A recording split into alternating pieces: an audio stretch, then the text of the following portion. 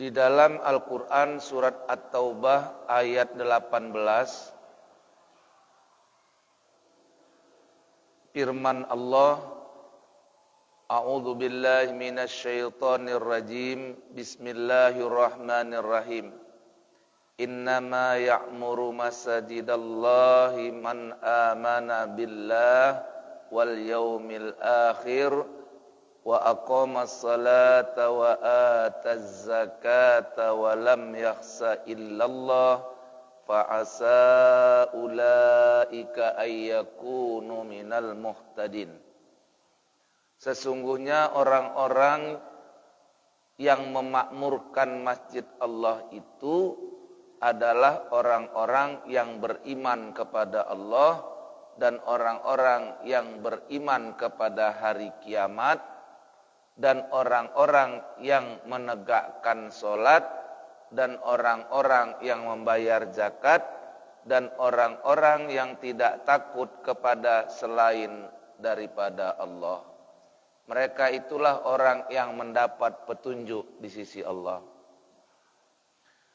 Jadi kalau ada orang mengatakan dirinya beriman tapi tidak cinta kepada masjid, katanya beriman kepada Allah, maka imannya itu tanda tanya. Innama ya'muru masajidallah, sesungguhnya yang memakmurkan masjid Allah itu adalah orang yang beriman kepada Allah dan beriman kepada hari kiamat. Bahwa orang yang beriman kepada Allah itu pasti cinta kepada masjid. Apa tanda orang itu cinta kepada masjid?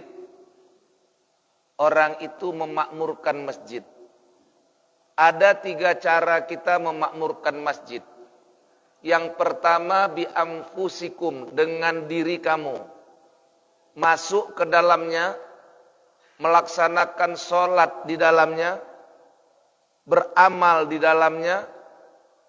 Bahkan sab'atun yudhilluhumullahu fi dhillihi yauma la dhilla illa dhilluh.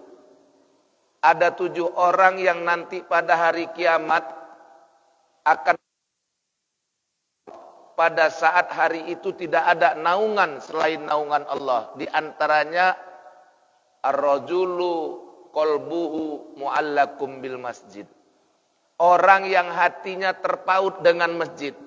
Orang yang hatinya cinta dengan masjid. Dimanapun dia berada, hatinya terpaut dengan masjid. Dia berada di rumah, tapi hatinya teringat dengan masjid. Dia berada di jalan, dia tidak mau abaikan untuk sholat di masjid ketika dia sholat. Orang yang hatinya terpaut dengan masjid nanti di akhirat akan dilindungi Allah. Di saat tidak ada perlindungan yang lain kecuali perlindungan Allah Subhanahu wa taala. Jadi yang pertama, orang yang benar imannya itu masjidallah itu orang. Jadi ada orang yang imannya enggak benar. Nah, ya, itu dia. Yang pertama, memakmurkan masjid Allah ini dengan datang. Yang kedua, memakmurkan masjid Allah dengan amwal, dengan harta. Tidak ada masjid yang selesai dibangun tidak butuh dana. Sebelum dibangun kita perlu dana untuk membangun masjid. Setelah masjid itu berdiri kita perlu dana untuk membiayai masjid itu. Perlu. Maka itu dengan hartanya.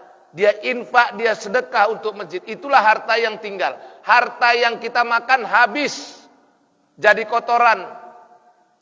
Harta yang kita tinggalkan nanti diwariskan oleh orang. Harta yang kita bawa yang mana? Harta yang hari ini kita infakkan. Maka orang beriman itu kalau mati bawa harta. Harta yang tinggal itu orang kafir yang meninggalkan harta. Orang beriman hartanya dibawa. Orang beriman itu kalau mati hartanya dibawa ke dalam kubur. Harta mana? Yang dia infakkan, yang disedekahkan sewaktu hidup. Kalau sedekah udah mati bukan dia punya lagi. Walaupun orang tua anaknya mengatakan ini infak orang tuaku, ini infak ayahku, ini infak emakku. Emaknya udah mati, ayahnya bukan harta dia lagi. Habis. Kalau diinfakkan sudah mati, itu harta ahli waris. Yang dapat ahli waris. Kita enggak lagi.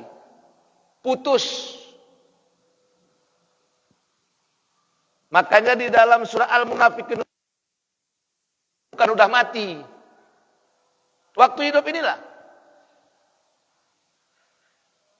Maka seburuk-buruk orang yang berinfak adalah orang yang berwasiat. Nanti kalau ayah mati, tanah itu untuk bikin masjid. Nanti kalau ayah mati, yang di sana itu untuk bikin pesantren. Nanti kalau ayah mati, itu jual untuk bikin mati. Lagi.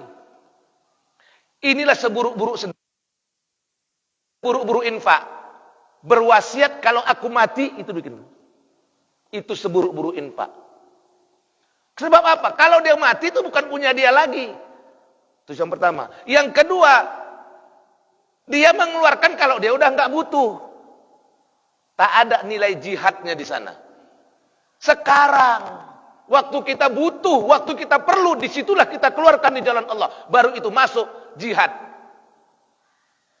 Ya ayyuhalladzina amanu hal adullukum ala tijaratin tunjikum min adzabin alim. Tu'minuna billahi wa rasulihi wa tujahiduna fi sabilillahi bi amwalikum wa anfusikum. Dzalikum khairul lakum in kuntum ta'lamun. Wahai orang-orang yang beriman, maukah kalian aku tunjukkan satu perniagaan yang akan melepaskan kalian dari siksa yang amat pedih?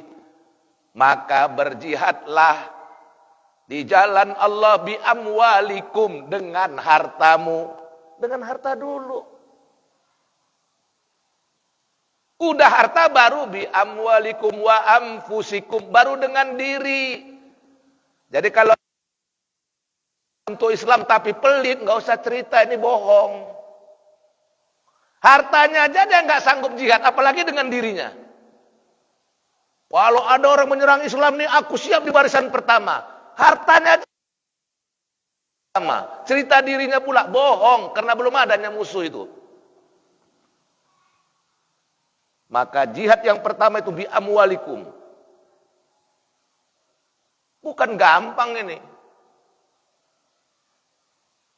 Kalau nunggu mati kita baru berwasiat, kita udah nggak butuh lagi, nggak ada jihadnya itu, nggak ada jihadnya. Kalau ayah mati, kalau emak mati, ini baru kasih, nggak ada jihadnya, kita udah nggak butuh lagi di situ. Dan itu bukan hak kita lagi, kalau udah mati bukan punya kita, punya ahli waris, mati kita. Kita mati, pak laki-laki ini, mati kita sebagai suami, mati kita, harta kita tuh jadi punya istri dan punya anak, kita nggak ada lagi hak di situ. Kalau kita mati. Maka jangan mau mati duluan. Nggak ada. Kalau mati kita ada harta kita banyak.